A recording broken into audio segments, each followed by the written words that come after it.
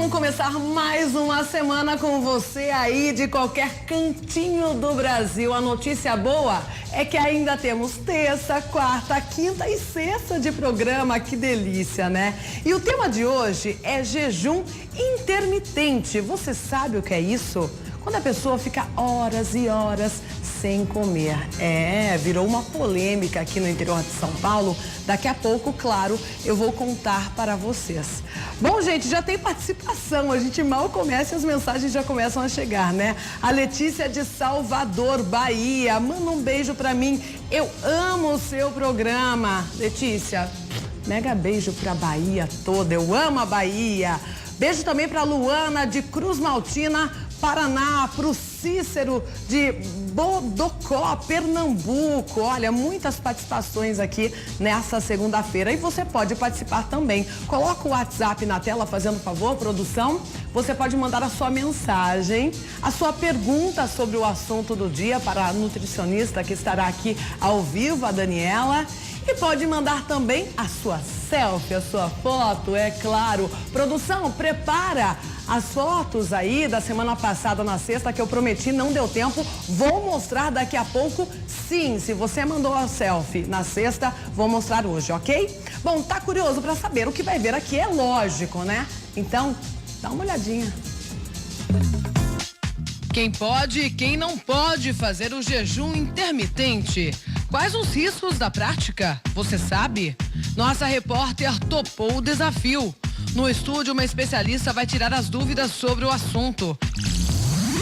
Tem ainda o nosso quadro de economia doméstica. E as principais notícias do dia. O RF com você está apenas começando. Apenas começando, que bom, porque eu amo fazer esse programa para você aí de casa, viu? E mais mensagens chegando, olha, um beijão para o Luiz de Itacuru, Mato Grosso do Sul, adoro assistir o seu programa, que bom, viu? Fico feliz, daqui a pouco vou falar mais mensagens aqui. Daqui a pouco também tem as principais notícias do dia, mas antes, claro, como está o tempo em várias partes do Brasil, previsão na tela, pode colocar. São Paulo, capital, previsão de chuva nessa tarde, mínima de 21, máxima de 31 graus. Cidade maravilhosa, Rio de Janeiro, mínima de 25, máxima de 33 graus, também previsão de chuva. E olha, chuva por todo o país, hein, gente? Aliás, foi um final de semana bastante chuvoso, né? Curitiba também. Mínima 19, máxima de 29 graus. E ainda falando sobre o clima, né? Uma forte chuva causou uma série de estragos na capital paulista. Dezenas de árvores caíram e vários veículos foram atingidos. A força da enxurrada era de assustar. Dá só uma olhada onde foi parar esse carro. Foram 8 pontos de alagamento em toda a capital paulista. Não, ó, o carro tá andando. Neste estacionamento, o prejuízo passa dos R$50 mil. E quando veio aquela chuva de granizo, etc e tal, e realmente nós vimos aí que uma das árvores que já estava podre há muito tempo, não tentando tirar essa árvore faz tempo, mas ela rachou uma árvore, caiu em cima de um automóvel. Na zona oeste da cidade, esta árvore caiu em cima de 2 carros que estavam parados no congestionamento. Ninguém se feriu. Eu fiquei abaixado no banco do passageiro, entendeu? E foi o que te salvou? Foi o que me salvou. Entendeu? Foi muito rápido. Parece que eu acompanhei a árvore vindo, na hora que eu vi que pegou o teto assim, foi abaixando e eu fui abaixando junto. Este taxista também escapou por pouco. Um dos galhos caiu exatamente em cima do banco dele. As árvores puxaram a fiação e vários semáforos pararam. O resultado foi uma tarde de domingo com trânsito de segunda. Durante a madrugada, os bombeiros ainda trabalhavam para liberar as ruas. Só na cidade de São Paulo foram 18 casos parecidos com esse daqui, de queda de árvores. 6 horas depois da tempestade, estas barreiras de concreto, levadas pela enxurrada, continuavam no meio da avenida, na Vila Madalena. Em várias ruas, os postes estavam apagados. Havia entulho por todos os cantos e alguns carros ainda não tinham sido retirados. O Eldes ainda contava o prejuízo. O bar dele foi inundado e ele perdeu 2 freezers. A prefeitura não resolve nada, a gente faz baixa-assinada, isso, acontece isso. Mas eles não tomam providência, entendeu? Aí o que acontece toda vez que chove de alagamento, acontece isso aí, ó. E um ciclista morreu depois de ser atropelado em uma rodovia no interior de São Paulo. A família está revoltada. As fotos são de um ciclista que adorava pegar a estrada para pedalar. Dermeval de Oliveira Santos Filho, de 46 anos, saiu de casa cedo no domingo com a bicicleta na companhia de um amigo. Eles tinham planos de fazer um trajeto longo de mais de 100 quilômetros em direção ao interior. Mas o passeio acabou de forma trágica no quilômetro 18 da rodovia Anhanguera, logo na saída de São Paulo. O ciclista que pedalava com Dermeval disse à polícia que ele foi atingido no acostamento por um Fiat Palio branco. O motorista fugiu sem prestar socorro e não deu para ver a placa. Imediatamente o amigo ligou para a concessionária que administra a rodovia. Mas quando o carro do resgate chegou aqui, Dermeval já estava morto. A polícia pediu para a concessionária Autoban imagens das câmeras de monitoramento para tentar identificar a placa e descobrir quem provocou o acidente. Foi o segundo ciclista atropelado na rodovia Anhanguera em uma semana. No domingo anterior, dia 14, Aguinaldo Simões de Moraes, de 53 anos, morreu ao ser atingido por um ônibus que invadiu o acostamento no quilômetro 74 em Vinhedo. O motorista do ônibus disse que não conseguiu evitar o atropelamento porque foi fechado por um caminhão. A lei permite que seja praticado o ciclismo pelo acostamento. O ciclista que pega uma estrada não é um ciclista iniciante, já é um cara experiente. Armando costumava pedalar com Dermeval, mas ontem não foi porque estava trabalhando. Ele está muito abalado com a morte do parceiro. Dorival também não se conforma com a perda do irmão gêmeo e só espera que o responsável pelo acidente seja encontrado. O atropelante aí deveria ter parado e prestado qualquer solidariedade. Se você atropela um cachorro na rua, um cavalo que seja na rua, você tem que parar para pelo menos passar a mão na cabeça dele. Não é o primeiro que a gente perde nessas circunstâncias e, infelizmente, pelo andar da carruagem, não vai ser o último, né? E um motorista embriagado atropelou um grupo no Distrito Federal. Ele ainda chegou alterado na delegacia. José Eustáquio Ribeiro, de 64 anos, foi preso em flagrante e já chegou à delegacia causando confusão. Ele foi preso em flagrante pela Polícia Militar. O teste do bafômetro acusou que estava embriagado ao dirigir este carro. O motorista atropelou um grupo de ciclistas aqui na Estrutural, aproximadamente 500 metros depois de um posto da Polícia Militar. Na viatura, chegou a confessar para os militares que estava bebendo desde de manhã com um amigo em um bar em Taguatinga. O grupo estava indo para a Torre de TV e foi surpreendido com a pancada. Uma mulher de 56 anos ficou ferida no rosto e foi levada para um hospital particular aqui da região pelos próprios colegas. Seu José também foi atropelado. Ele lembra o momento. Estava em grupo, né? No acostamento, e quando o caboclo jogou para cima da menina, da Tânia.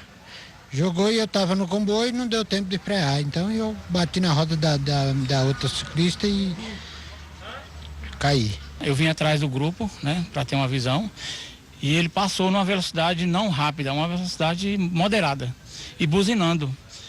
Aí ele pegou, foi encostando no grupo, no pelotão. Eu falei, não acredito que ele vai derrubar o pessoal e atropelar o pessoal. E atropelou, realmente. Derrubou um ciclista, aí foi o efeito dominó. E uma jovem foi baleada durante um assalto em plena praia no Rio de Janeiro. O tiro acertou a barriga de Larissa Isídio da Silva, de 21 anos. A praia da Reserva, na Barra da Tijuca, zona oeste do Rio, estava lotada. O assalto aconteceu em um dos pontos de maior movimento. Um dos tiros furou a aba deste guarda-sol e por pouco não atingiu outras pessoas. Este garçom conta que se deitou na areia para tentar se proteger. O rapaz falou, corre que tá tendo tentativa de assalto. Quando eu corri pro lado daqui e a menina pro lado de cá, aí 1 milímetro de nada, eu caí. No que eu caí, a bala passou bem pertinho. Infelizmente acertou na jovem, que poderia ter sido eu. A A vítima estava aqui neste quiosque quando foi atingida. Segundo testemunhas, uma dupla de assaltantes abordou um policial à paisana na areia. Ele entregou um cordão e um anel de ouro. E apesar de não ter reagido, correu atrás dos criminosos. Os bandidos atiraram 4 vezes enquanto passavam por aqui e fugiram em uma moto. Segundo a polícia, o ladrão que atirou estava armado com uma pistola 9mm, equipada com um dispositivo de rajada. O PM assaltado nada sofreu. Em depoimento, ele contou que estava com a família e só resolveu correr atrás dos assaltantes porque pensou que a arma fosse de brinquedo. Larissa passou por uma cirurgia e o quadro de saúde dela é estável. A polícia analisa imagens de câmeras de segurança do quiosque para identificar os suspeitos. Bom, agora você vai conhecer o resultado do teste de qualidade do material escolar. Será que os produtos que você compra são realmente bons? Olha só. Lápis, caderno e calculadora. Material mais do que útil para essa época do ano. Dá uma pesquisada para ver onde está o melhor preço. Mas tão importante quanto o custo é a qualidade do material. O ano passado, por exemplo, as colas, né? As colas de bastão, eu escolhi uma marca diferente. Eu tive que comprar de novo. Por quê? Porque não colava. Giz de cera, essas coisas tudo eles põem na boca. Então tem uma qualidade boa, porque se não se colocar na boca não vai fazer mal para a criança. No Brasil, a certificação de origem para artigos escolares é feita pelo Inmetro. Antes das prateleiras, o laboratório de testes. São em ambientes como esse daqui que materiais que a gente usa no dia a dia passam por baterias de avaliações e análises específicas. No caso de material escolar, para apontar os perigos desses itens aqui nas mãos de crianças. Os ensaios técnicos são feitos de acordo com a faixa etária indicada para cada item. Lápis passam por testes de compressão para avaliar a resistência. As réguas têm um caminho mais longo. Primeiro, torção. Os pedaços também são examinados. Sinal vermelho no equipamento indica ponta cortante e inadequada para uso infantil. Este cilindro serve como referência para evitar partes de tamanho pequeno. Esse cilindro aqui, ele simula a traqueia de uma criança. Nós verificamos o risco de partes pequenas.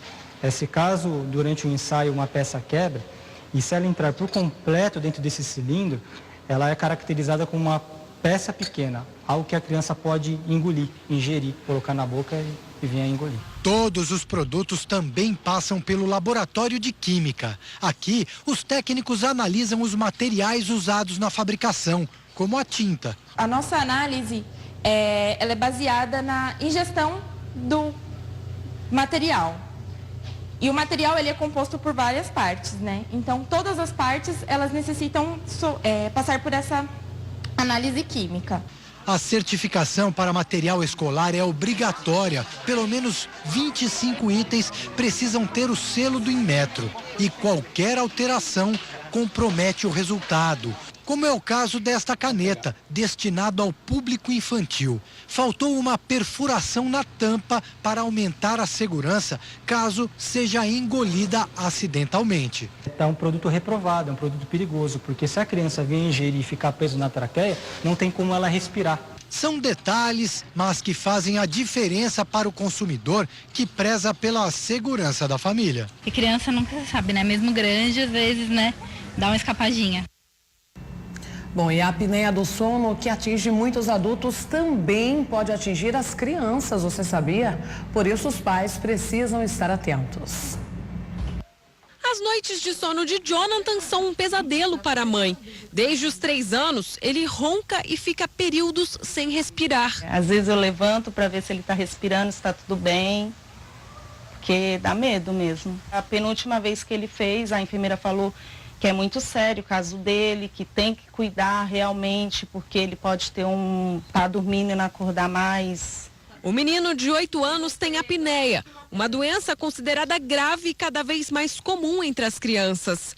A apneia pode ser causada por 2 motivos. Quando as amígdalas na garganta e as adenoides no nariz ficam inchadas.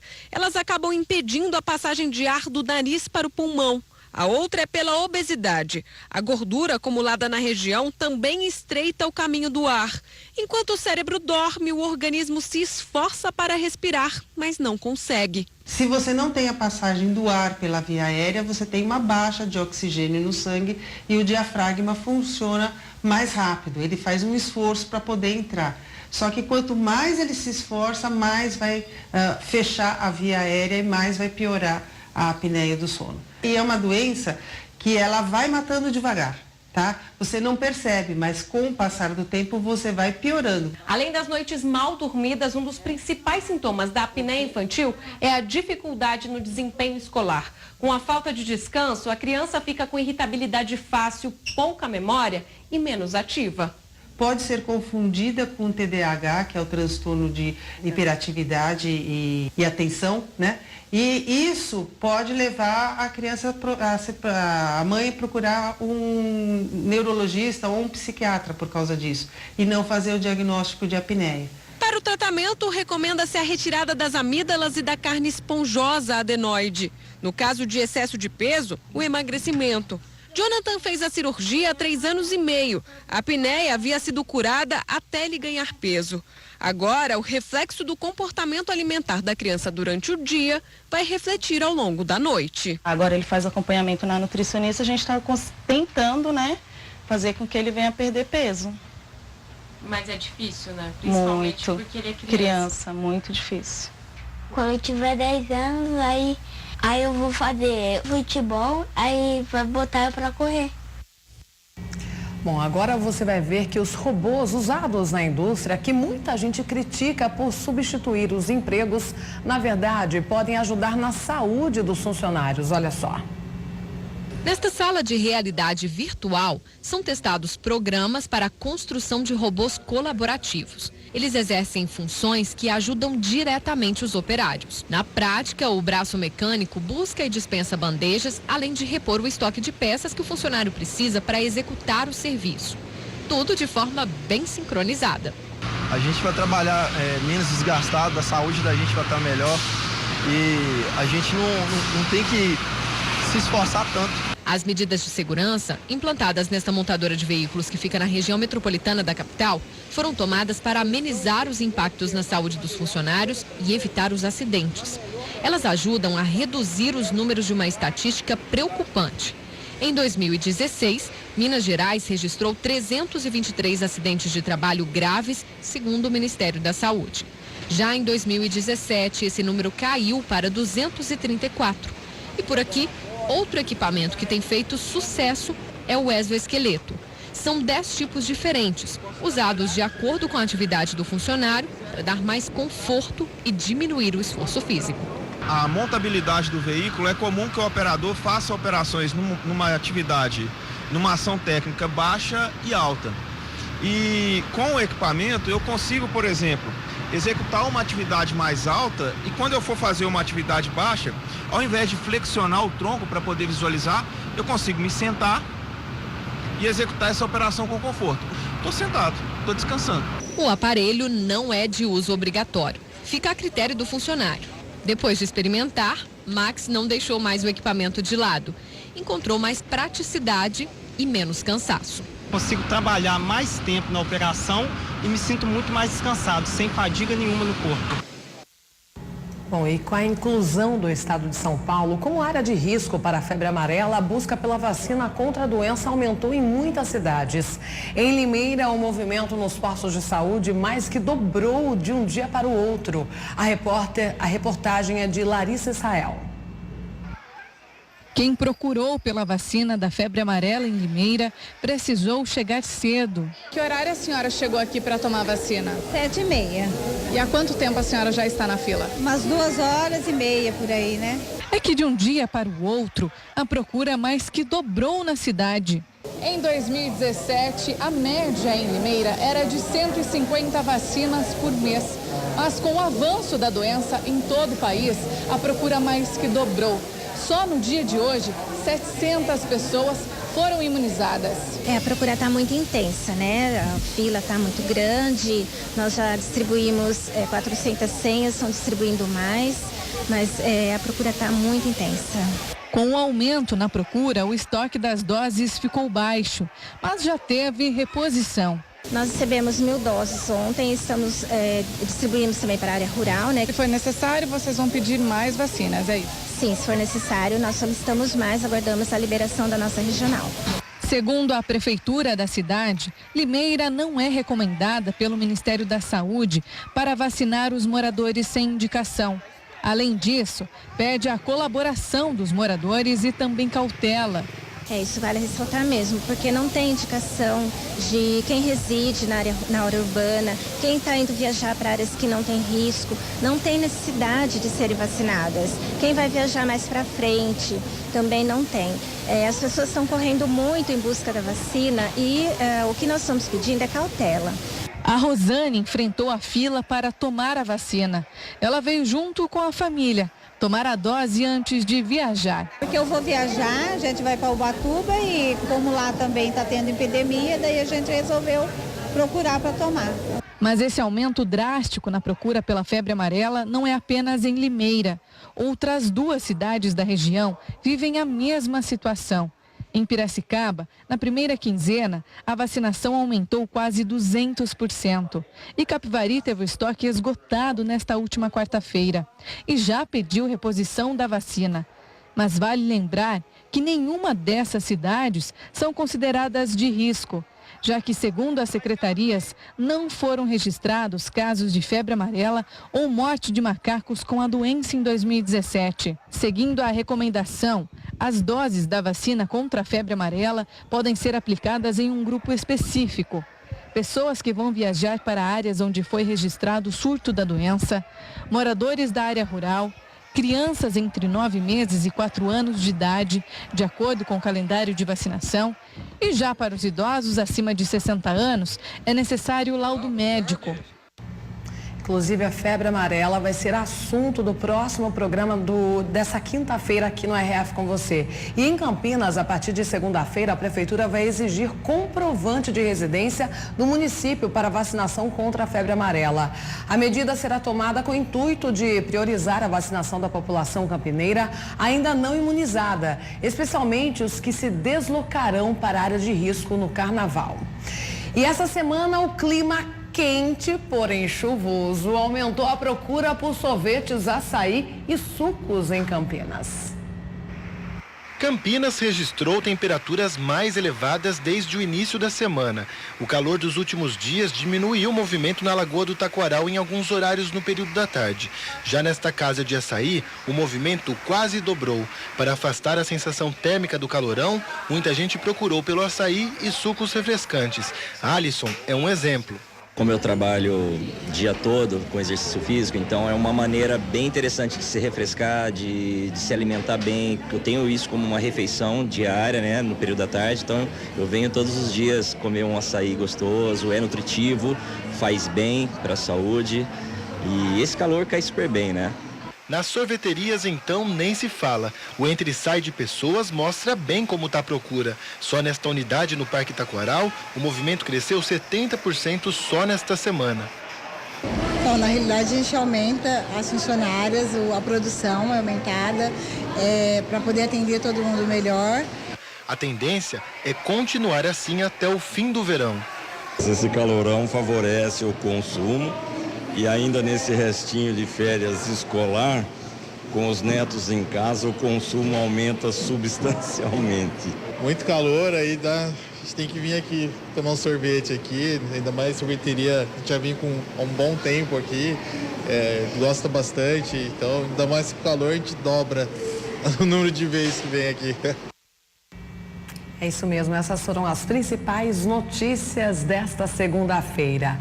Antes do intervalo, alguns recadinhos que eu adoro, né? Olha só, o Lucas, ele mora em Marabá, Pará. Ele diz: Marielle, manda um beijão pra minha namorada. Olha só, correio eletrônico aqui, hein? A namorada dele é a Cauane. Beijão pra vocês, ele assiste todo dia, ele diz aqui no WhatsApp. Deixa o WhatsApp na tela já, produção, pra quem quiser me mandar a selfie e a mensagem do dia aqui, que eu vou ler, é claro. Eu assisto todos os dias, manda um beijo pra mim também, Marielle. Daiane de Ribeirão Preto, interior de São Paulo. Super beijo pra você, viu? Olha, Rio Grande da Serra, o Mário, super beijo pra você e bom dia, Mário. O Paulinho Reis de Campo do Meio, Minas Gerais, é sul de Minas Gerais, ligado no RF com você, que bacana. O Lindolfo de Bananeiras, Paraíba, Maria Vitória também. Mega beijo pra vocês, que bom começar a semana, essa segundona, recebendo todo esse carinho de vocês, viu? Daqui a pouco, claro, mando mais beijo. Olha, o Tonho também de Macambira, Sergipe, o Brasil inteiro, todos os estados ligados aqui no RF com você. A Jéssica de Rio das Pedras, Rio de Janeiro, inclusive ela pede para mandar um beijo para a cunhada dela de Michelane, que também é do Rio de Janeiro. Amo estar com vocês, adoro o programa.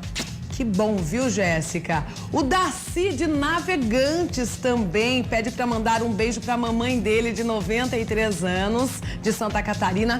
Mega beijo para você. Adoro o programa.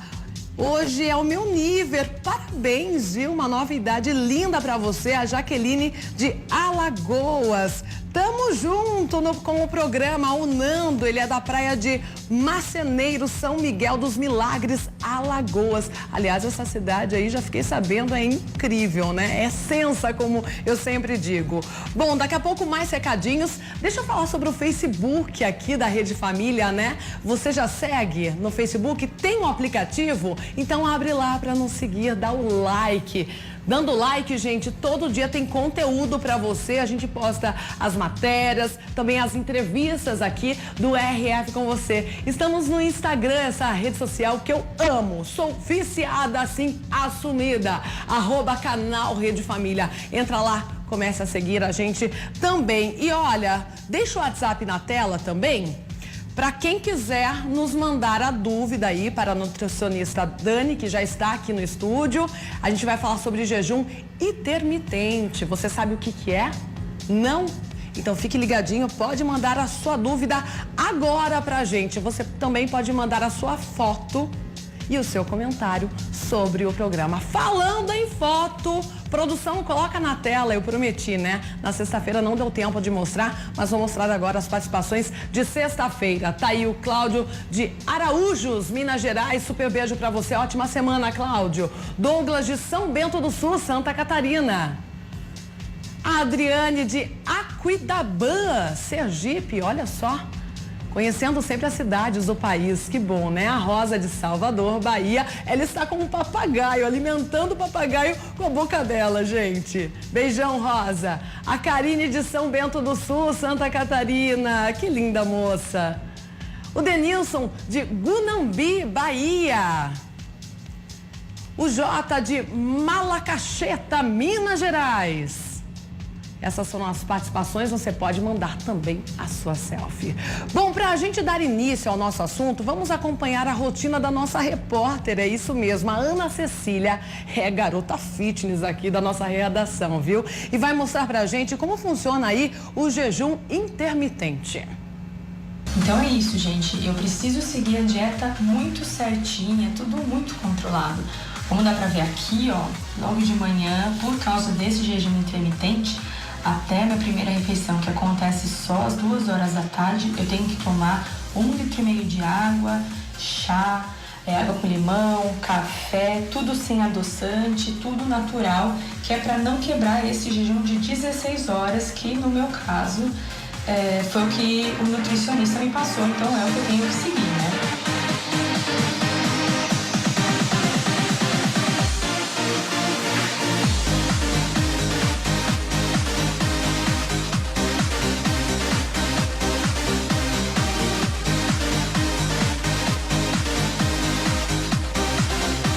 Bom, como eu mostrei pra vocês, já fiz 40 gramas de pipoca, que estava recomendado pelo meu nutricionista. Separei 25 gramas de castanhas de caju, que também foi recomendação dele. Aí tem a parte da proteína, que seria frango ou a proteína em pó.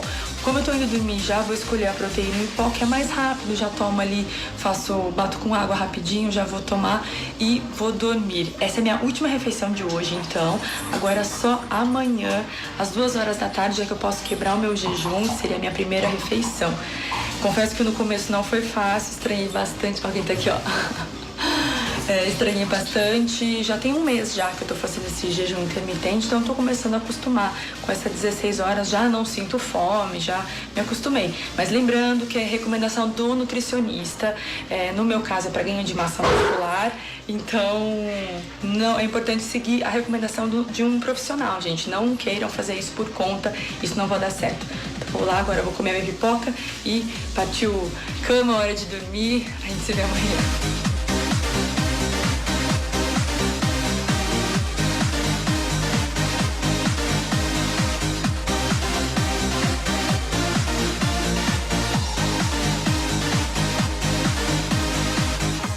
Como eu mostrei pra vocês, eu só posso tomar chá, água com limão e café nesse período de jejum, né? A hora da primeira refeição. Então eu já faço, já deixo a água fervendo. Eu vou desligar, já vou deixar todos esses saquinhos. Hoje vai ser de saquinho. Esses saquinhos de chá, deixo aqui pra fazer. Fiz 1 litro. Hoje eu vou deixar pronto e vou bebendo ao longo da manhã.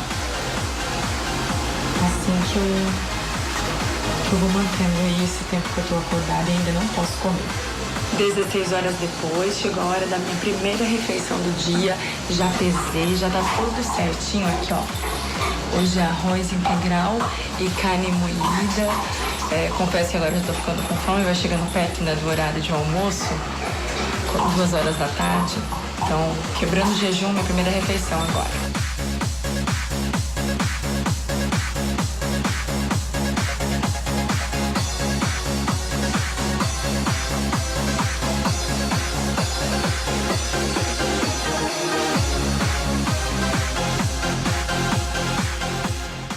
E olha, eu confesso, a Ana é muito regrada, viu? Todo dia ela chega aqui na redação com um copinho de chá, vai tomando, não sai do jejum intermitente por nada desse mundo. Até parabenizo a Ana pela força e dedicação aí, ela que faz o CrossFit, né?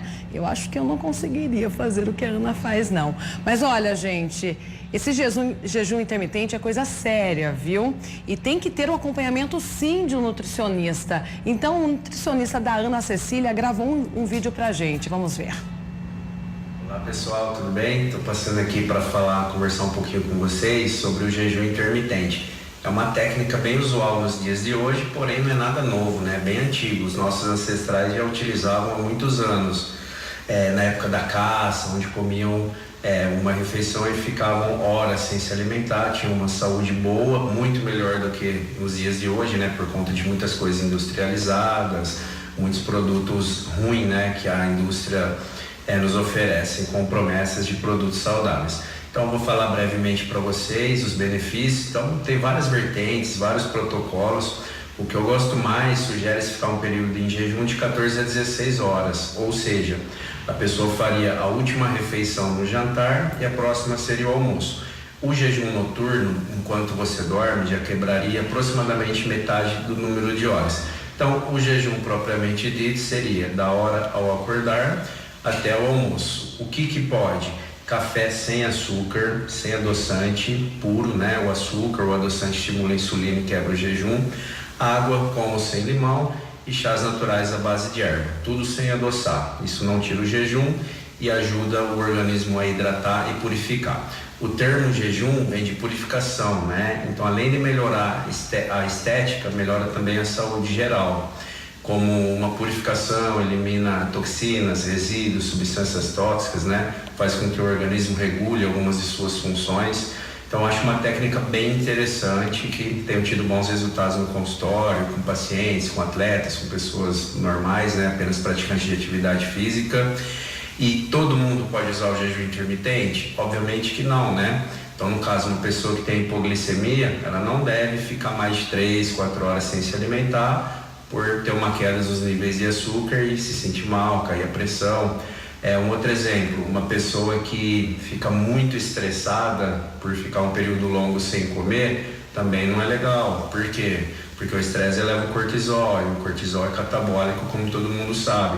Então é uma técnica bem legal, bem funcional, desde que o profissional, né, escolhido saiba adequar na sua rotina, né, de acordo com seus objetivos, suas necessidades nutricionais. Serve tanto para dietas para redução de gordura corporal e emagrecimento, quanto para dietas para aumento de massa muscular, né? O que muda basicamente são a quantidade dos nutrientes. E é isso então, pessoal, espero que tenham gostado.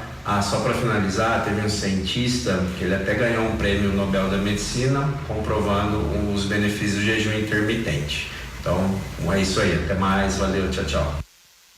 E olha, eu posso garantir, viu? A sua paciente Ana faz certinho, como eu já disse, todo dia ela chega aqui na redação com um copinho de chá, vai tomando e só depois da acho que ela tá liberada aí para comer alguma coisa, mas comer tudo muito regrado, né? Porque a Ana faz crossfit, ela é crossfiteira, como dizem, né? E estou aqui para falar mais sobre esse assunto com a nutricionista Daniela Briese. Seja muito bem-vinda mais uma vez. Muito obrigada, Mari, pelo convite. É uma delícia estar aqui de novo para conversar um pouquinho sobre esse assunto. Nós que agradecemos. Na verdade, é um assunto polêmico, né? Polêmico. Como o nutricionista da Ana disse, serve para ganho e perda de peso. A Ana está fazendo para ganhar. Ela está se sentindo magrinha, ela quer ganhar um pouco mais de massa de peso.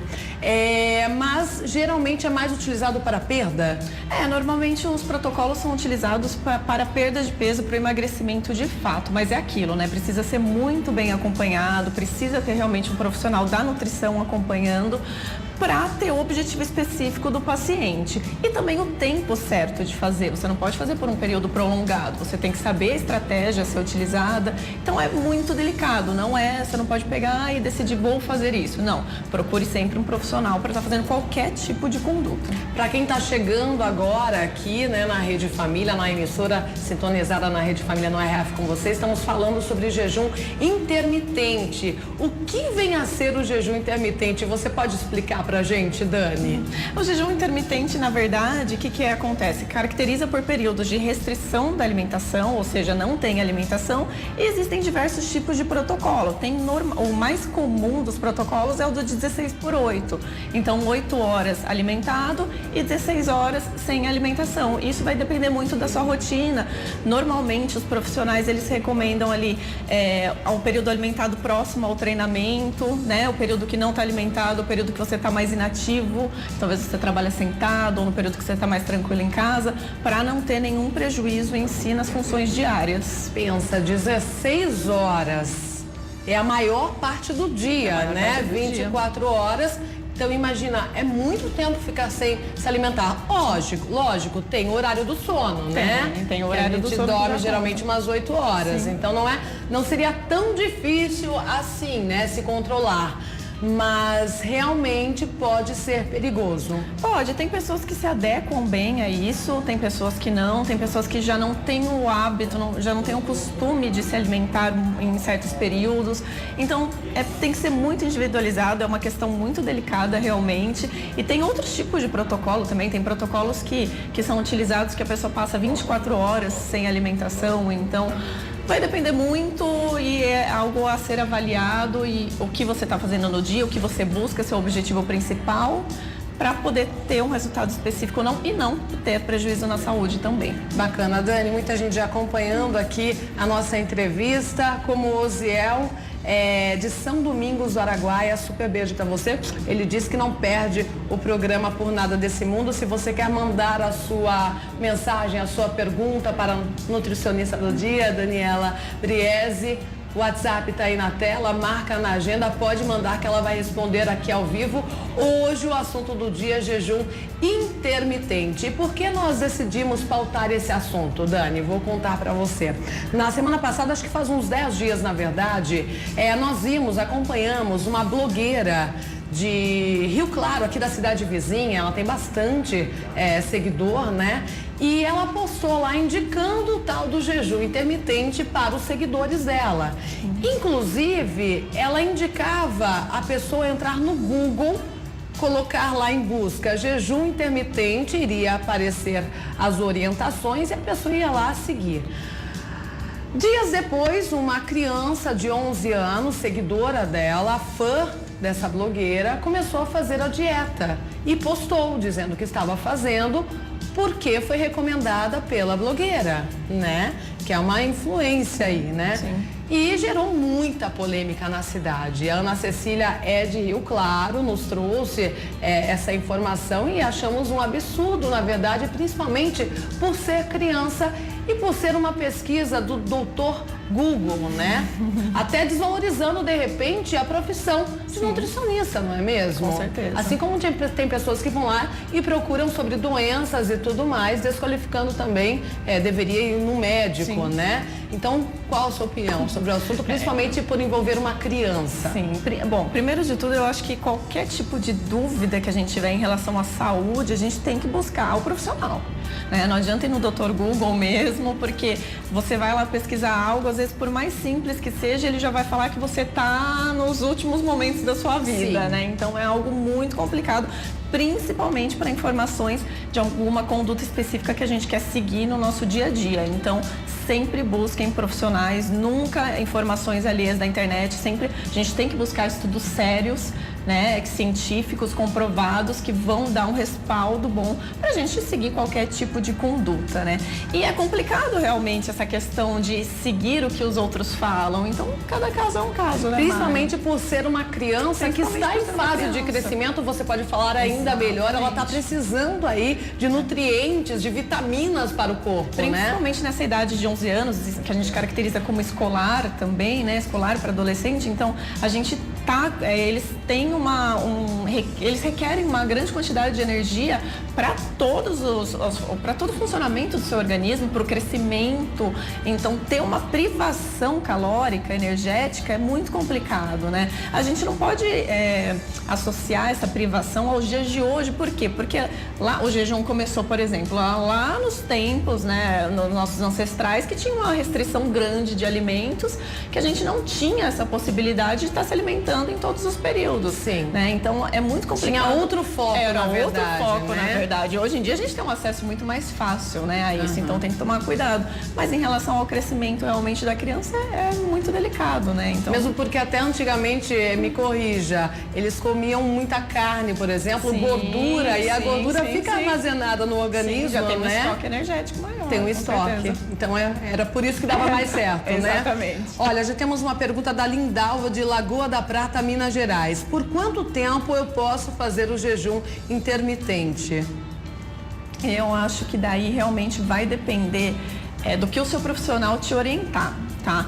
Ao meu ver, como profissional, eu normalmente não tenho essa conduta com meus pacientes sabem disso, mas eu acho que teria que ser realmente bem analisada a sua rotina, como que tá, seu período mais ativo de exercícios, de treinamento, para poder estar estabelecendo um prazo. Então é muito difícil dizer em dias como você poderia estar fazendo, mas é algo que teria que ver diretamente com um profissional mesmo para avaliar todo o seu caso. Ok, tem uma nutricionista, uma telespectadora aqui dizendo que ela faz musculação, pratica arte marcial e a alimentação dela é com verduras, frutas e peito de frango. Ela está fazendo, na verdade, um comentário. Ela deveria incluir também o carboidrato, você acha, Dani? Já que ela faz tanta atividade física, assim? Eu acho que nos períodos que ela está mais ativa realmente do exercício pré-pós-treino, seria interessante manter esse carboidrato até para ter o estímulo do ganho de massa muscular, porque ele é muito importante. Para você ter o ganho de massa muscular, você precisa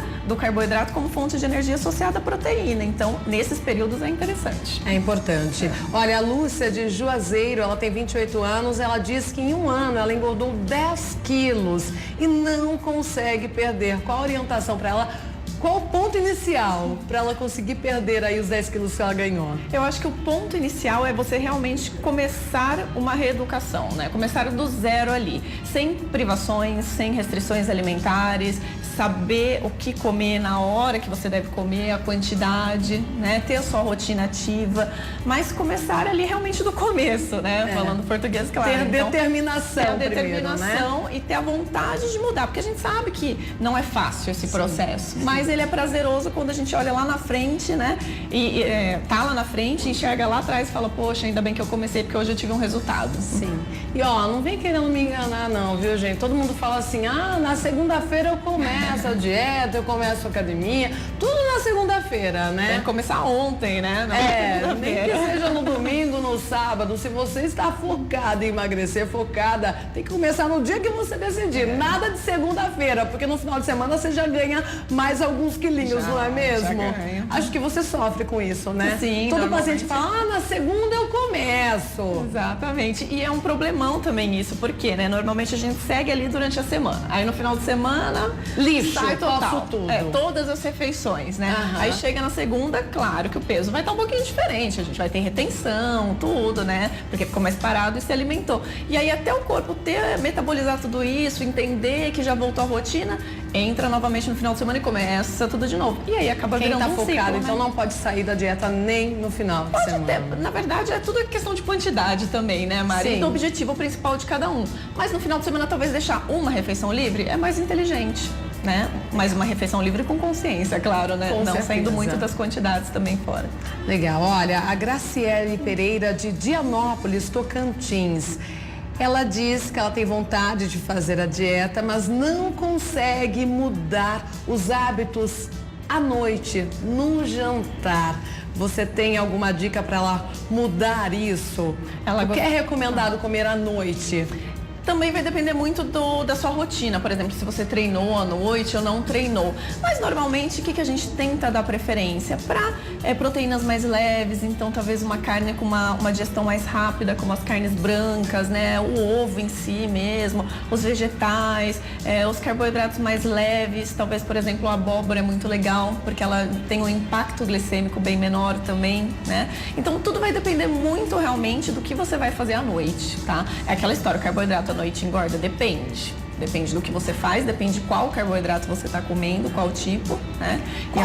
Qual horário seria recomendado à noite para comer a última porção de carboidrato? Tem um horário mais ou menos? Então, assim? normalmente, como eu faço com os meus pacientes, se eles treinam à noite, eu vou colocar uma quantidade ali, tudo bem, no pós-treino dele. Se o pós-treino dele foi no jantar e ele vai dormir somente ali às 11 horas da noite, aí às 11 eu já não coloco mais. Entendeu? Entendi. Eu deixo só no pós-treino realmente. Se ele treinou lá de manhã, por exemplo, e ao longo do dia, aí a gente vai diminuindo gradativamente até a última refeição não ter nenhuma fonte de carboidrato. Bacana. Olha, a Wanda de Campinas, ela quer fazer o jejum intermitente, ela tem uma alimentação com baixo teor de carboidrato. É mais fácil ela fazer o jejum daí, já que ela já tem esse consumo baixo de carboidrato? Talvez, mas vai depender muito também de como é o apetite dela, a sensação de fome dela, né? Se ela já está bem controlada essa questão de sensação de fome, talvez para ela seja mais fácil. Mas se não, talvez ela tenha um pouquinho de dificuldade, né? De qualquer forma é aquilo, tem que tomar muito cuidado, porque existem estudos prós e contras. Né? O que os contras dizem? Que esse sistema de jejum às vezes pode desencadear problemas em questão de sensação de fome mesmo. Pode gerar ali no futuro, quando é muito prolongado, quando é feito por muito tempo, compulsão. De fome. Exatamente, a compulsão. Então, por isso que é uma coisa muito delicada mesmo. De organismo para organismo, não dá para indicar para todo mundo, tem que ser uma coisa muito bem calculada. Entendi. Bom, olha só, a Eusileia do Mato Grosso, o ano passado ela perdeu 10 quilos. Agora nas férias tá difícil de controlar, tenho muita ansiedade e quero comer doces. O que ela faz? Tem alguma coisa aí para ela evitar os doces, algo que ela possa comer também? Ela tem 46 anos, mede 1,58 e está com 70 quilos e faz academia. Continue fazendo academia, hein? É uma coisa boa nas férias, que realmente a gente fica um pouquinho mais tranquila e tem esses períodos mais de ficar beliscando em casa, né? Sim. É procurar algumas atividades, né, que te deixem mais ativa no dia. Isso já vai ajudar a gastar umas calorias também, né? E outra coisa também é talvez procurar alimentos que lembrem mais o doce, né? Então esses outros alimentos, hoje em dia tem tantas receitinhas bacanas que dá pra gente estar fazendo sem o açúcar em si, mas que lembra muito o açúcar, né? E também uma coisa importantíssima dessa questão de doce é ela avaliar se as refeições ao longo do dia estão sendo bem feitas, porque às vezes quando a gente tem muito essa vontade de um doce, alguma coisa períodos de compulsão mesmo que a gente diz, alguma refeição está mal feita, porque o corpo ele está querendo compensar de alguma forma. Então a gente tem que avaliar se tem um lanche intermediário mal feito, uma refeição maior mal feita, tudo isso tem que ser colocado aí à vista. Dani, tem períodos que eu sou chocolatra, eu preciso comer todos os dias. Aí, às vezes, eu desencano um pouco e não tenho mais vontade de doce. É natural que aconteça isso com o organismo mesmo? Natural, eu acho que é até mais comum com nós mulheres, né? Eu acho que depende muito do período que a gente tá, que é, por exemplo, o período pré-menstrual. As mulheres têm essa tendência um pouquinho, tem pessoas que têm um pouquinho mais de fome, outras que gostam mais do chocolate, mais de doce. Sim. Talvez por algum momento que tá passando, né? Questão de ansiedade, tudo isso conta bastante também. Então, pode ser por esse motivo. Às vezes a pessoa daí é uma chocolatra assumida, também, gosta, né, de comer todo dia. Isso. Pode comer, por exemplo, quantos quadradinhos? É aquela história, né? Se eu for comer um quadradinho, eu não vou comer. Normalmente as pessoas falam isso, mas pode. Eu acho que tudo realmente depende do cálculo, do limite e do cálculo. Quer comer? Legal, come um quadradinho, deixa para comer em momentos que você está mais ativa. Sim. Sempre isso. Talvez após o almoço, que vai ter um impacto menor também, porque você já teve uma carga ali da refeição, uma carga glicêmica já diferenciada, então você vai adicionar ali um quadradinho de açúcar sem problema. Uma estratégia legal também, que é muito bacana de fazer, que às vezes eu recomendo para os pacientes, é, por exemplo, você gosta de um docinho pós almoço, né? Você quer comer, então você maneira no seu carboidrato, ou no seu arroz, na sua batata doce, tira ele, come seus vegetais, suas proteínas e um pedacinho do seu doce. Também é uma estratégia legal. Tá liberado daí. Olha, o Levi de Santarém. Santarém novo, tenho 32 anos, eu quero ganhar peso. Você indica alguma vitamina? As vitaminas, elas têm que ser bem avaliadas com exames de sangue para ver se você tem alguma deficiência específica. Se você tiver alguma deficiência específica, aí a gente suplementa, né? Tem algumas vitaminas que auxiliam para aumentar o apetite. Tá, então assim, aí você tem que ver realmente com o seu profissional, né, com a pessoa que está te orientando, para ver qual é a mais indicada, mas tem que ver se tem alguma questão de deficiência também para ser suplementada. Normalmente a vitamina B12 auxilia para aumentar um pouquinho o apetite, mas bacana. Aí tem que avaliar. Bom, a Dani tá tirando aí as dúvidas assim por cima, né, gente? Porque cada caso é um caso. E você que mandou a pergunta, marque um nutricionista. É até mais fácil, não é mesmo, com Dani? Com certeza, porque você já pode tirar todas as dúvidas e pode ser orientada da melhor forma. Sim. Gente, o assunto polêmico dessa segunda, viu? Começamos com polêmica semana. Jejum intermitente. Até mostramos aqui a nossa repórter Ana Cecília. Ela faz o jejum intermitente 16 horas, mas ela é fitness, né? Uma repórter fitness, ela é crossfiteira lá de Rio Claro. Temos algumas imagens. Ela inclusive gravou alguns vídeos pra gente, né? Pra mostrar como que ela faz o jejum. Ela fica 16 horas sem comer e todo dia ela é regrada, viu? Ela chega aqui na redação com um chazinho, vai tomando pouco a pouco. Enfim, nós resolvemos falar sobre esse assunto porque recentemente uma blogueira de Rio Claro indicou para os seus seguidores fazer o jejum intermitente, mas ela não foi numa nutricionista para pedir opinião. Ela indicou o senhor Google, o doutor Google, para as pessoas, os seguidores, verem e tirarem as dúvidas e fazerem um tal do jejum intermitente. Inclusive uma criança postou dizendo que estava fazendo, depois começou a seguir a blogueira de Rio Claro e isso causou, maior polêmica lá na cidade, viu, Dani? Com certeza. E a Dani, então, convidei a Dani, nutricionista, para falar sobre esse assunto que realmente é polêmico. Por quê, Dani? É polêmico porque é aquilo, né? A gente tem que ter uma boa orientação, tem que ter uma orientação de um profissional. Não adianta a gente seguir condutas de internet, porque nunca vai dar certo. Você sempre vai ter um prejuízo de alguma forma nesse sentido. Bacana. Muita gente elogiando o tema do dia, viu, Dani? E tem uma pessoa perguntando, a gente já falou, mas deve estar chegando agora, quais os alimentos são mais indicados indicados para o jantar? O Douglas de São Bento do Sul, Santa Catarina. Normalmente, como é um período que logo você vai acabar dormindo, né? Seria bom você preferir alimentos mais leves, talvez como, por exemplo, carnes mais magras, as carnes brancas, que tem uma digestão mais facilitada, uma digestão mais rápida e uma absorção também mais rápida. Os ovos, por exemplo, também os vegetais em si, os carboidratos mais leves, por exemplo, a abóbora, como eu disse anteriormente também, que tem um impacto glicêmico menor, mas vai depender muito do que você está fazendo à noite, da sua rotina. Olha, agora essa pergunta aqui da Fernanda de Divinópolis, Minas Gerais. Mulheres grávidas podem fazer o jejum intermitente? Não, eu, ao meu ver, com minha conduta profissional, não acho nada indicado. Nesse período não pode ter restrições, tá? É lógico que, por exemplo, se a gestante está acima do peso, é diferente. Se ela está acima do peso é diferente, mas não fazendo ainda um jejum, né? Você tem outra dieta. Você conversa com a sua nutricionista que está te acompanhando para ter um cálculo para você ter a perda de peso e ter um ganho adequado de peso durante a gestação. Mas nada de período de restrição. Você, quando está gestante, tem que estar sempre muito bem alimentada e bem nutrida para poder ter o desenvolvimento do seu bebê e a sua proteção também. Inclusive, ela pergunta se grávida pode perder peso. Então, se estiver acima do peso, pode. Se estiver com um peso inadequado para a gestação e corre um risco, aí ela tem que fazer um trabalho para ter um equilíbrio nesse peso, né? Isso com o seu profissional, com quem está te acompanhando de médico e nutricionista, tá? Mas se não, não tem por que perder peso, você tem que ganhar. E o adequado numa gestação de ganho de peso é de mais ou menos 10 a 12 quilos numa gestação inteira. Inclusive foi o assunto nutrição durante a gestação da semana passada. Se você tiver alguma dúvida, o programa está no YouTube, hein, no canal da Rede Família. Vai lá, dá uma assistida que tem todas as dúvidas lá, viu?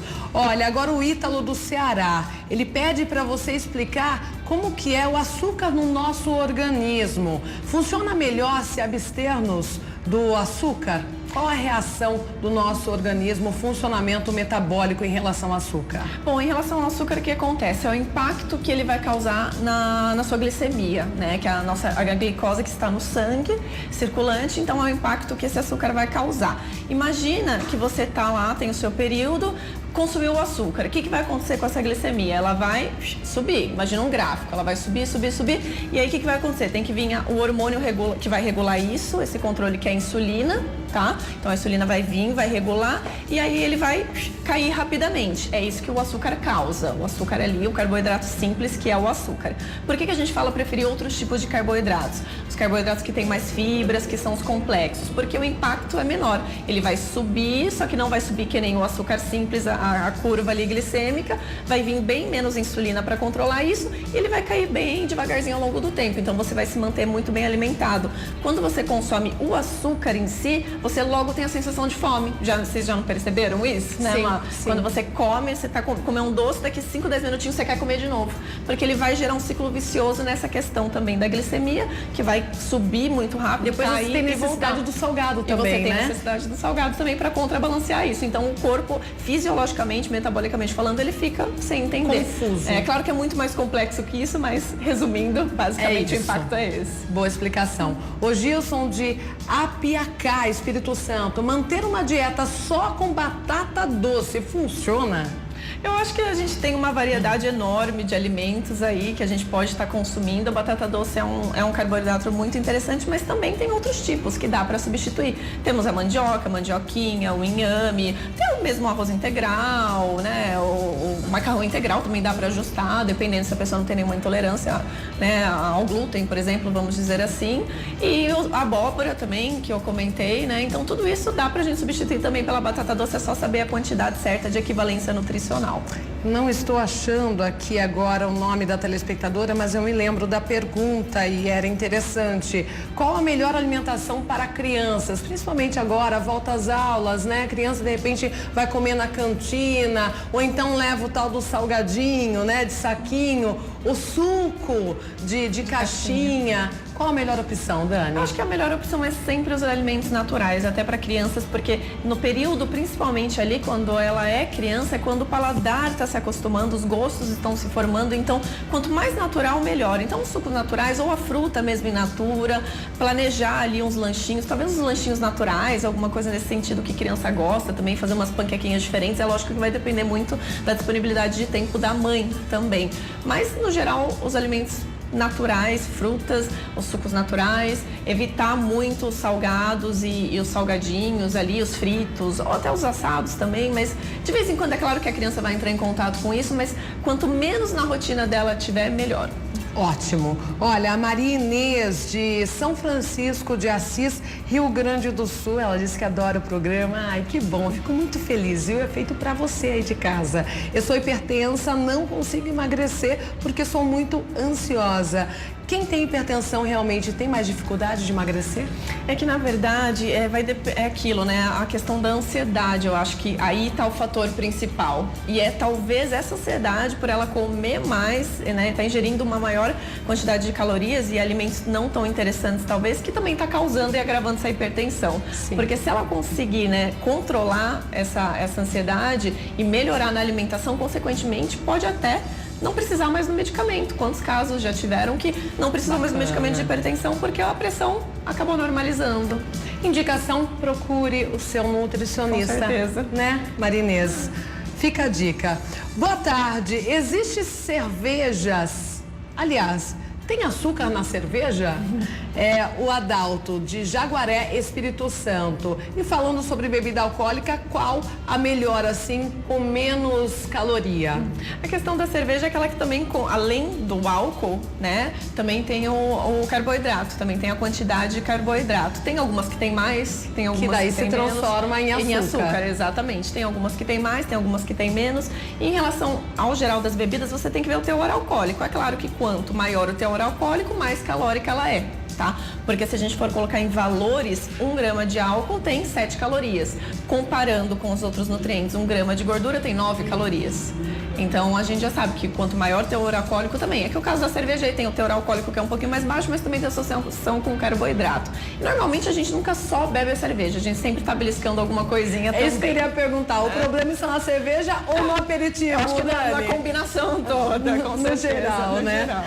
Bom, o Felipe, ele tem uma pergunta, ele é de Mantenópolis, Espírito Santo. Você recomenda uma dieta baseada em ovos apenas? Você já falou da batata doce, em ovos. Somente em ovos, mais nada? Foi a pergunta dele? Sim. Também não. Ovo frito, ovo cozido, né? Eu acho que pode ter, com certeza, o ovo no seu dia a dia, em qualquer refeição do seu dia, mas é claro que tem também outras proteínas que dá pra gente estar substituindo, né? Então tem o frango, né, as carnes mais magras no geral, os peixes, então não precisa ser somente a base de ovos, né? Você pode sim consumir no seu dia, ele é muito bom, tem seus benefícios, mas também sempre tá variando um pouquinho, é importante. Aquela hora que eu falei da pergunta sobre os alimentos mais corretos para crianças e adolescentes, realmente é uma adolescente que está perguntando pra gente, a Emanuele, e ela faz mais uma pergunta. Qual o alimento mais correto para ela com 13 anos ela precisa emagrecer? Emanuele, você precisa sim marcar um nutricionista, principalmente por conta da sua idade, né? Mas a Dani já disse aqui o que você deve evitar. Você pode repetir, claro, Dani? Com certeza. Para o emagrecimento, eu acho que em todas as idades, em todos os casos, tem que evitar os alimentos altamente industrializados. Tudo que for embalado, no geral, a gente tem que descascar mais, como dizem, desembalar menos. Então, todos os industrializados, no geral, a gente tem que evitar para conseguir realmente ter uma perda de peso legal com qualidade, porque você vai estar consumindo alimentos mais naturais no seu sentido. Então, frutas, verduras, legumes, as proteínas boas, carnes, peixes, né, os ovos, como foi falado. Então, tudo isso na sua rotina, evitar salgadinho, evitar as besteirinhas aí ao longo do dia que a gente fica beliscando, biscoitos recheados, que tem muito açúcar e muito óleo também, né? Última pergunta, a gente precisa encerrar a entrevista, mas essa pergunta é interessante. O Marcel de Joinville, Santa Catarina, cidade linda Joinville, né? Quanto aos procedimentos estéticos, vale a pena? Eles ajudam realmente a emagrecer também? De repente uma drenagem, uma massagem modeladora? Você acredita na potência desses procedimentos? Eu acredito, eu acho que eles realmente são válidos, eles podem existir sim na sua rotina, eles têm um resultado legal, mas é claro, gente, até a alimentação em si, se for ver, nada é milagroso. A gente tem que associar tudo. Tem que associar a alimentação, tem que associar uma rotina de exercícios e os tratamentos estéticos para potencializar isso. Ai, gente, sou fã de chocolate e gosto principalmente quando estou na TPM. O que eu faço? Tem que ter controle, não tem jeito, viu, Jéssica? De Rio das Pedras, Rio de Janeiro. Dani, um prazer, viu? Muito obrigada, recebê-la aqui. Já está convidada para voltar e a gente debater aí outros assuntos. Com certeza, muito obrigada pelo convite. Ah, tem o contato da Dani, olha, já está aí. Tá com alguma dúvida? Pode anotar, ó, 19 98349 0842. Aí você pode mandar a sua pergunta também e se quiser ir até o consultório da Dani, é claro. Com certeza. Obrigada, viu? Amanda. E chegou a hora do nosso quadro de economia doméstica. E hoje a Patrícia Lages vai dar dicas para economizar no supermercado. Vou ficar de olho, viu? Olá, eu sou Patrícia Lages, especialista em finanças e autora do blog Bolsa Blindada. E hoje o assunto aqui é um desafio, porque a gente vai aprender como economizar no supermercado. Cada vez que a gente vai é uma surpresa, então a gente precisa criar estratégias para diminuir um pouquinho essa conta. Então vamos para a dica número 1. Dica número 1. Experimente produtos de marca própria. Tem alguns supermercados que desenvolveram linhas de produtos de marcas próprias. O que são marcas próprias? São marcas criadas pelos supermercados e que são vendidas apenas naquela rede de supermercado. Então, por exemplo, se você vai em um dos mercados da rede Pão de Açúcar, que é Pão de Açúcar, Supermercado Dia, Extra, você vai encontrar produtos de uma marca chamada Qualitá. Só existe essa marca nessas redes de supermercado. Se você vai no Sam's Club, você vai achar uma linha de produtos chamada Members Mark. Só vende no Sam's Club. Se você vai no Walmart, você vai achar uma outra linha chamada Great Value. Essas linhas que são desenvolvidas para os supermercados costumam ser muito boas. Elas têm bom preço e têm uma qualidade também muito boa. Por quê? Não é o supermercado que produz aqueles produtos. Eles compram de vários fornecedores e, como eles conhecem tudo quanto é fornecedor, eles escolhem os melhores para desenvolver as suas próprias marcas. Afinal de contas, o supermercado não ia arriscar botar o nome dele numa marca ruim. Então vale a pena você comprar alguns produtos, experimentar, ver se você gosta, porque geralmente o preço é mais baixo. Dica número 2. Participe de programas de fidelidade. Os programas de fidelidade dos supermercados são legais de você ter lá o seu cadastro e participar, porque geralmente eles oferecem algum tipo de vantagem. Eu não vou em um único supermercado, eu vou em alguns aqui perto do meu bairro, porque eu gosto de algumas coisas de uma marca, outras de outra, às vezes produtos de marca própria. Então o que eu fiz? Eu fiz esse cartão aqui, que é o Hipercar. Com o Hipercar eu compro no Sam's Club quando eu quero comprar as coisas por atacado e compro também no Walmart. Qual que é a vantagem? Além de ser um cartão que você faz compras em outros estabelecimentos, tem muito estabelecimento que aceita já essa bandeira Hipercar. Quando você compra no supermercado, você vai ver que tem um preço normal para qualquer cliente e um preço pagando com o cartão Hipercar. Geralmente esse preço é mais baixo. Então, quando você opta por pagar com o cartão, além de você ter desconto, você também tem a vantagem de que esse cartão é aceito em outros estabelecimentos, então vale a pena. Às vezes também eu vou no Supermercado Dia, eles têm esse cartãozinho aqui, que cada cliente tem um código, então cada vez que eu vou passar no caixa, passa esse código e também vou acumulando pontos. No Pão de Açúcar tem um outro programa, que é o Cliente Mais, que você se cadastra também, todas as vezes que você faz a compra, dá o seu CPF e aí você vai acumulando pontos.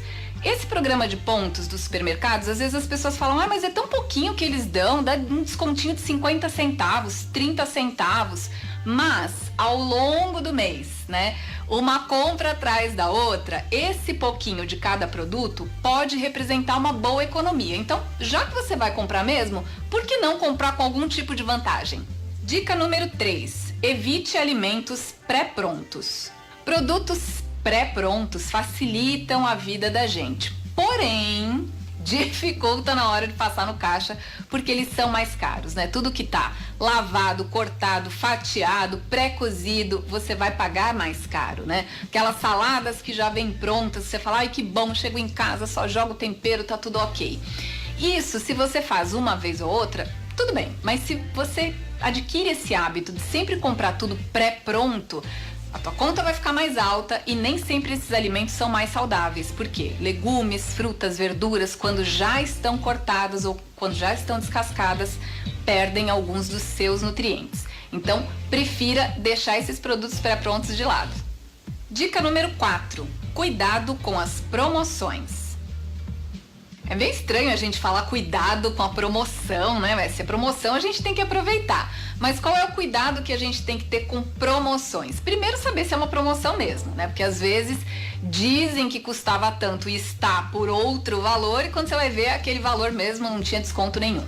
Então, primeira coisa, saber se aquilo realmente está com preço promocional. Segunda coisa, você precisa daquilo que está em promoção, porque por mais que um produto esteja mais barato, se você comprar sem ter necessidade, você vai acabar gastando um dinheiro à toa, principalmente se for um perecível, alguma coisa que você não pode estocar.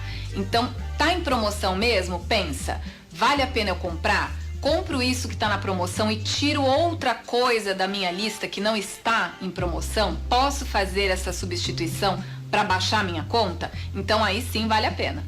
Dica número 5. Armazene bem para durar mais. Legumes, frutas e verduras são os campeões do desperdício. Então o que a gente tem que fazer? Aprender a armazenar melhor para que eles durem mais. Isso não é uma tarefa muito simples, não. A gente tem que aprender como é que a gente faz para cada alimento durar mais, porque eles são armazenados de maneiras diferentes, né?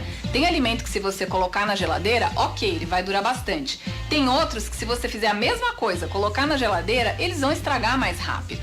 Não sei se você sabe, mas tem frutas, por exemplo, que você coloca do lado de outras e ela vai fazer essa outra fruta estragar mais rápido. Então você tem que armazenar separado. E aí, como é que você sabe tudo isso, né? Da onde a gente vai tirar tanta informação? Eu fiz uma pesquisa muito bacana num site chamado eCycle, achei muita informação legal e separei 3 matérias que eu coloquei aqui embaixo na descrição do vídeo, link para essas 3 matérias. E o que você vai aprender? Numa das matérias diz o seguinte: como conservar legumes e verduras sem sacos plásticos, porque também tem alimento que se ficar dentro do saco plástico vai estragar mais rápido. E aí nessa matéria você já vai ter uma ideia muito melhor do que fazer. A segunda matéria legal que eu separei: como conservar frutas e outros alimentos. E a terceira, aprenda dicas para armazenar alimentos e fazê-los durar mais. Obrigada pelas dicas, Patrícia. Já estamos na reta final do RF com você e vamos para um momento muito especial que eu amo, na verdade, gente, a participação. A sua participação mandou foto, então fica de olho. Vamos lá, Luciana de Oiapoque. Beijão pra você, ótima semana, viu? Emanuele de Jaíba. Beijão também, Emanuele. Ela mandou, inclusive, uma pergunta. A Miriam, de Monte Alegre. Super beijo pra você, Miriam. O Márcio, de Paranaiguara. Olha, mais uma cidade de Goiás. Beijão pra você, Márcio. Fábio, Fabiana, Heloísa e Helena de Serrana, interior paulista. Beijão pra família linda. A Leide de Morretes, Paraná. Super beijo pra você, viu? Aldirene de Araruna, Paraíba. Cristina de Alto Alegre. Super beijo, Cristina. Mais participação do Ivan de Poço Branco, Rio Grande do Norte. Ótima semana. Erisvaldo de Imaculada. A Diane de Malacacheta, Cidade Mineira. O Luiz de Itacuru, Mato Grosso do Sul. Brasil inteiro participando, todos os estados. Agora do Rio de Janeiro, a Maria Jéssica. Super beijo pra você, viu? Paulinho de Campo do Meio, também Minas Gerais. Ótima segundona. Lucas de Marabá, Paraíba. A Diane de Ribeirão Preto, interior de São Paulo, cidade linda que eu amo também. Essas são as participações, não dá mais tempo. Tenho que encerrar porque, ó, deu por hoje. Amanhã é terça-feira e tem mais, se Deus quiser.